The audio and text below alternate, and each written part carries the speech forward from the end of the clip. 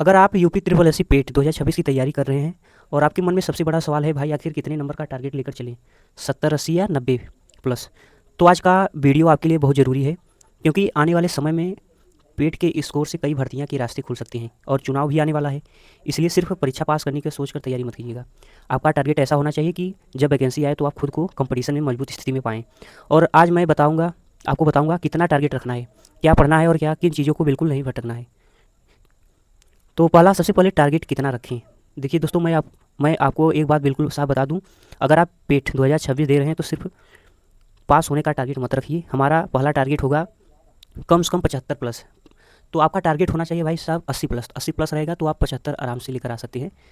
और आपका भी आप जो टारगेट रखें, लेकिन बड़ा टारगेट रखें। अगर बड़ा टारगेट रखेंगे, अब इसका मतलब बिल्कुल नहीं है कि 90 लाना आसान है, लेकिन अगर आप टारगेट 90 प्लस रखोगे तो आपकी तैयारी स्तर भी उसी हिसाब से ऊपर जाएगा। मान लीजिए आपका वास्तविक स्कोर 80 से 85 भी आता है, तब आपने खुद एक मजबूत स्थिति के साथ एग्जाम में उतारा होगा। इसलिए मेरा फार्मूला है, टारगेट बड़ा रखो, तैयारी उससे भी बड़ी रखो। दूसरा, वैकेंसी आने वाली है तो क्या करना है। बहुत सारे विद्यार्थी वैकेंसी का इंतजार करते रहते हैं। नोटिफिकेशन आएगा तो पढ़ेंगे, फॉर्म आएगा तो पढ़ेंगे, एग्जाम डेट आएगी तो पढ़ेंगे, लेकिन सिलेक्शन वाले विद्यार्थी ऐसा नहीं करते हैं।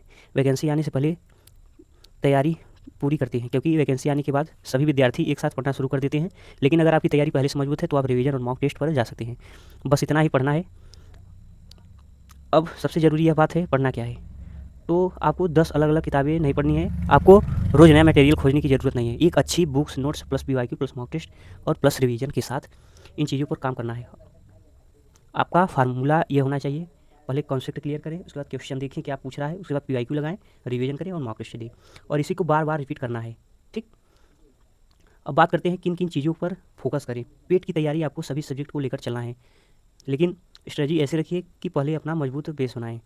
डेली स्टडी प्लान, यानी आपको टारगेट लेकर चलना कि आज इतना पढ़ना है। टारगेट बाय टारगेट अगर पढ़ेंगे ना, तो कुछ दिनों आप मतलब सीमित दिनों में अपना सिलेबस पूरा कर सकेंगे। तो आप 30 दिन का स्ट्रेटजी आप ले सकते हैं और आप अपनी तैयारी। और सबसे बड़ी गलती यह है, भटकना मत। और दोस्तों, पेट की तैयारी में सबसे बड़ी गलती क्या होती है, स्टूडेंट पढ़ाई कम और मटेरियल ज़्यादा जमा करते हैं। आज यूट्यूब एक वीडियो देखा, कल दूसरा टीचर, फिर तीसरा पीडीएफ, फिर टेलीग्राम से नया नोट्स, और आखिर में पूरा दिन निकल जाता है। इसलिए याद रखिए, टीचर मत बदलो, रोज़ स्ट्रेटजी मत बदलो, हर दिन नया मटेरियल मत खोजो। एक स्ट्रेटजी पकड़ो, कम से कम 30 दिन ईमानदारी से फॉलो करो। और मार्क टेस्ट अगर लगा रहे हैं तो मार्क टेस्ट को आखिरी समय के लिए मत छोड़ना। जब आपका बेसिक सिलेबस पूरा होने तक तभी मॉक देना शुरू कर देना। लेकिन मॉक देने से ज़्यादा ज़रूरी है मॉक का एनालिसिस करना। अगर मॉक में 70 नंबर आ रहे हैं तो आप सिर्फ खुश मत और परेशान मत होइए। देखिए कितने क्वेश्चन नॉलेज की वजह से गलत हुए हैं, कितने जल्दबाजी में, और कितने टाइम मैनेजमेंट की वजह से, और कितने क्वेश्चन अपने गैस किए हुए।